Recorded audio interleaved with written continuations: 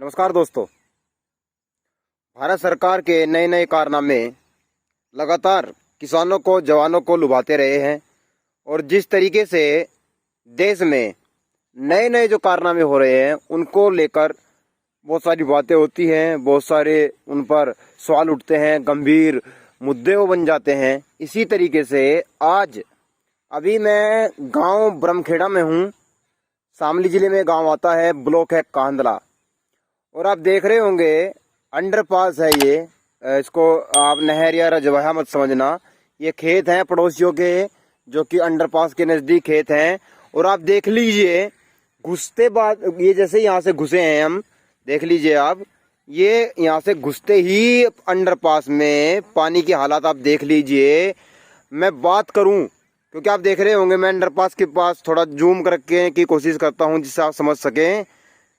आप देख लीजिए अगर ये अंडरपास 20 फुट का है तो लगभग 12 फुट पर पानी है।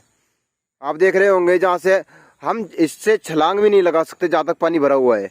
ये जहाँ पे आप लास्ट में देख लीजिए जहाँ घूम है इधरली तरफ, ये तो यहाँ से आप छलांग भी नहीं लगा सकते। और मतलब कहने की मतलब ये है भारत सरकार के जो कारनामे हैं इससे 3 व्यक्तियों की तो नौकरी गई जो 8-8 घंटे की नौकरी करते। कई करोड़ का इसका बजट रहा होगा और कई करोड़ में अंडरपास बनकर तैयार बना हुआ होगा। और जिस तरीके से सरकार ने कहा है कि इसके अनगिनत फायदे सरकार ने गिनाए कि इसके ये फायदे हैं, इसके ये फायदे हैं। आप इसके फायदे देख लीजिए।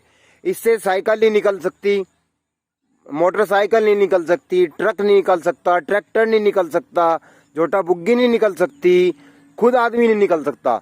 मैं गारंटी लेता हूँ कोई आदमी इससे निकल नहीं सकता, कितना भी फुट का हुई हो। 5 फुट 6 फुट और 6.5 फुट की हाइट हमारे यहाँ होती है और वो आदमी यहाँ से नहीं निकल सकता। आप देख रहे होंगे किस तरीके से इसमें पानी भरा हुआ है। और मैं बगल से जाने की कोशिश करूंगा, लेकिन मैं भी बचने की कोशिश करूंगा, कहीं मैं भी डूब न जाऊं। और आपको दिखाऊंगा भारत सरकार का ये नया कारनामा। और जिस तरीके से लगातार सरकार एक से एक बिल लेकर एक से एक किसानों को और मजदूरों को नए नए झांसे देकर लुभाने की कोशिश कर रही है, आप देख रहे होंगे। इससे 3 व्यक्तियों की नौकरी तो गई ही गई। आगे मैं नहीं जाने की कोशिश करूंगा, फिसलन हो सकती है, मैं भी रिपट कर गिर सकता हूं, मेरी भी मौत हो सकती है। और सरकार कह रही थी कि इसके फायदे होंगे, इससे टाइम बचेगा। और आप देख लीजिए अब इससे कितना टाइम बच रहा होगा। ये देख लीजिए आप, उधर की तो दीवार भी नहीं दिख रही है। और ये यहाँ तक मैं दिखाने की कोशिश करूंगा। ये यहाँ से शुरू हुआ और शुरू होते ही पानी की ये बौछार आप देख लीजिए। किस तरीके से सरकार आप लोगों को मूर्ख बना रही है। अगर अंडरपास की बजाय ये ऊपर से होता तो शायद 3 लोगों को नौकरी मिल रही होती।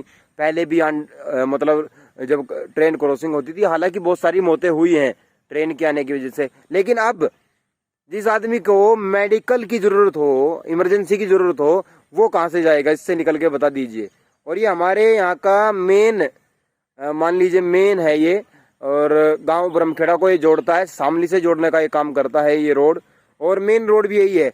अब इसके बाद मैं आपको इस रोड की हालत दिखाऊंगा, इस रोड की हालत क्या है और रोड को बने हुए कम से कम कितने साल हो गए होंगे। मैं सालों की काउंटिंग नहीं कर पाऊंगा क्योंकि अभी मेरे भी ख्याल में नहीं है। शायद 15 से लगभग साल हो गए होंगे, 15-16 साल कम से कम। और आप देख लीजिए जिन सड़कों को बने हुए 15 से 16 साल हो गए होंगे उनकी हालत क्या हो गई होगी। भारत सरकार से मैं अपील करूंगा कि इस तरह के जो कारनामे हैं, इसमें मैं एक चीज और आपको बता दूं, जो नजदीक वाले खेत हैं जब वो अपने खेतों में पानी देते हैं, ये देख लीजिए आप, खेत में पानी भी भर गया है, आपको दिख रहा होगा। ये जो सारा पानी है खेत में चला गया है और ये लगभग बताया जा रहा है कि 15 से 16 फुट पानी है। और पानी इसमें लगातार बढ़ ही रहा है क्योंकि बारिश का मौसम है और बारिश के मौसम में पानी बढ़ना लाजमी है। अब मैं आपको दिखाने की कोशिश करूंगा कि आगे जो रोड है, जो मेन रोड है, उसकी हालत क्या है और किस तरीके से उस पर भी पानी भरा हुआ है, जहाँ से चलना भी दुर्लभ है।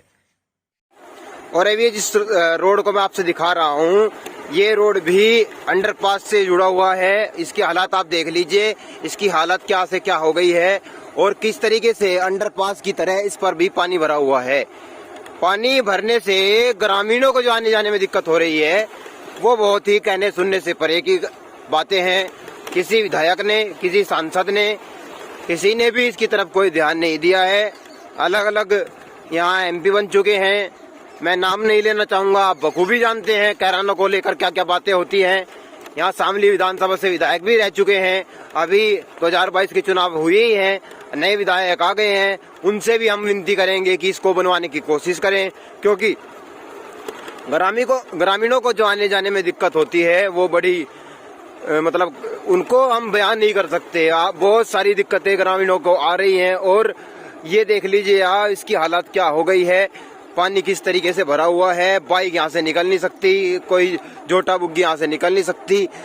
मतलब ये मान लीजिए लगभग 3-4 किलोमीटर तक पानी भरा हुआ है और लगातार इसी तरीके से आप देख लीजिए किस तरीके से पानी भरा हुआ है और आने जाने वाले लोगों को कितनी दिक्कत इसमें होती होगी, कितनी परेशानियों का सामना उनको करना पड़ता होगा। अंडरपास की मैंने आपको बात बताई दी और जिस तरीके से सरकार ये जो नई नई रणनीतियां देश के किसानों के लिए, देश के मजदूरों के लिए लागू करती है, उससे लगता है कि आने वाले समय में कोई अपनी आवाज नहीं उठा पाएगा।